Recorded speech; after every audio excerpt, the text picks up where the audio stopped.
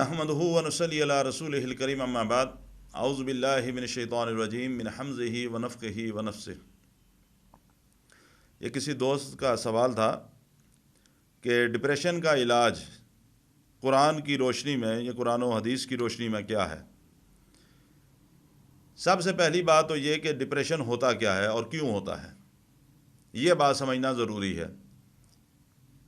عام طور پر جو لوگ ڈپریشن کے مریض آئے ہیں ان کی اگر ہسٹری کو پڑھا جائے تو جو چیز سامنے آتی ہے، جو تجربات کے اندر جو چیز آئی ہے کہ ڈپریشن عام طور پہ اس وقت ہوتا ہے کہ جس وقت ہم اللہ سبحانہ و تعالیٰ نے ہمیں جو چیز عطا کر رکھی ہوتی ہے ہم اس پر اللہ کا شکر نہیں ادا کرتے۔ ہمارے اندر جو ہمارا نفس ہے وہ ہمیں زیادہ کی خواہشات کو ابھارتا ہے۔ ہم یہ سمجھتے ہیں کہ جی ہمارے پاس یہ چیز نہیں ہے، فلاں کے پاس تو گاڑی ہے، ہمارے پاس تو موٹر سائیکل بھی نہیں، ہمارے گھر میں فریج نہیں، فلاں نے 3 فریج رکھے ہوئے ہیں۔ ہر وقت اس سوچ کے اندر زیادہ خواہشات جو ہیں ان کی زیادتی کہ 1 سے 2، 2 سے 3، 3 سے 4، ہر وقت اسی کے اندر انسان مصروف رہے۔ وہ اللہ کی طرف سے جو چیز اس کو عطا کی گئی ہوتی ہے اس کے اوپر وہ شکر نہیں بجا لاتا۔ یا پھر دوسری صورت یہ ہے کوئی ایسی بیماری ہے جو بہت طویل ہوتی جائے، مسلسل علاج کرواتے چلے جا رہے ہیں اور آخر میں دل میں ذہن میں یہ وسوسات آنا شروع ہو گئے، اتنے سال ہو گئے مجھے یہ میڈیسن کھاتے ہوئے، مجھے ابھی تک آرام نہیں آ رہا، اتنا سال ہو گیا مجھے قرآن پڑھتے ہوئے مجھے آرام نہیں آ رہا۔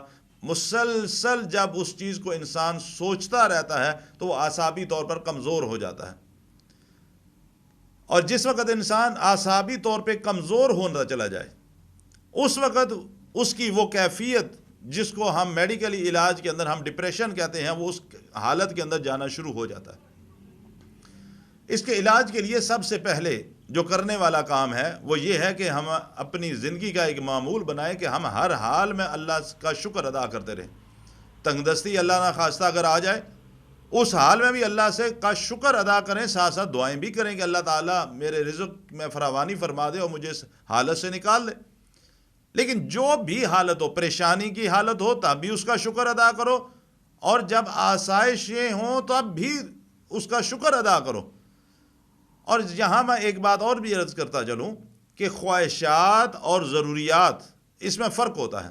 ضروریات وہ ہوتی ہیں جس کے بغیر آپ کی زندگی بسر کرنا آپ کے لیے ممکن نہ ہو، وہ لازم ہوں چیزیں، اور خواہشات یہ ہیں کہ آپ اس اپنی خواہش کو بڑھاتے چلے جائیں، جتنا مرضی بڑھائیں، 5 مرلے کے مکان سے 10 مرلے پہ جائیں، 10 سے 1 کنال پہ جائیں، عام مکان کی نسبت کوٹھی بنگلہ اس سے بڑھاتے چلے جائیں، جتنا بڑھاتے چلے جائیں وہ بڑھتی چلی جائیں گی۔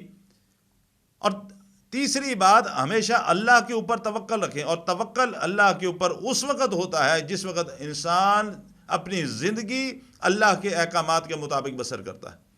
5 وقت کی نماز پابندی سے پڑھیں، گھر کے اندر ماحول کو دین کے مطابق، شریعت کے مطابق بنائیں۔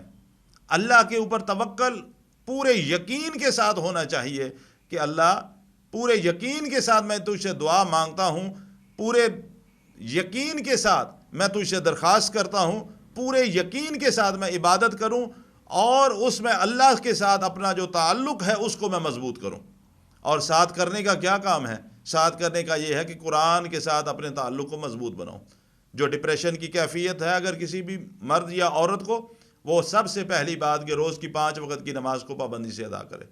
اس کے بعد فجر کی نماز، ظہر کی نماز اور عشاء کی نماز کے بعد روزانہ 3 دفعہ سورہ یاسین اور 1 دفعہ سورہ رحمان کسی بھی قاری کی آواز کے اندر اس کو ڈاؤن لوڈ کرے، موبائل میں لگائے یا کیسٹ لگائے، جیسے بھی اس کو سننا شروع کرے۔ پڑھنے کی اپنی افادیت ہے۔ اس وقت میں اس علاج کے لیے جو میں تجویز کر رہا ہوں وہ یہ ہے کہ ان 3 اوقات میں ان دونوں صورتوں کی جو ترتیب بتا رہا ہوں کہ سورہ یاسین 3 دفعہ اور سورہ رحمان 1 دفعہ یہ تلاوت روزانہ سننا شروع کرے، اس کا معمول بنائے۔ اور پھر جو باتیں میں پہلے عرض کر چکا ہوں کہ اپنی خواہشات کو دیکھے، اپنی ضروریات کو دیکھے، اپنے اللہ کے ساتھ تعلق کو مضبوط کرے، اور ساتھ ساتھ قرآن کو اس ترتیب کے ساتھ سننا شروع کرے۔ انشاءاللہ تعالی اللہ کے فضل سے چند دنوں کے اندر ہی اللہ تعالیٰ اس کو اس کیفیت سے نکال دیں گے۔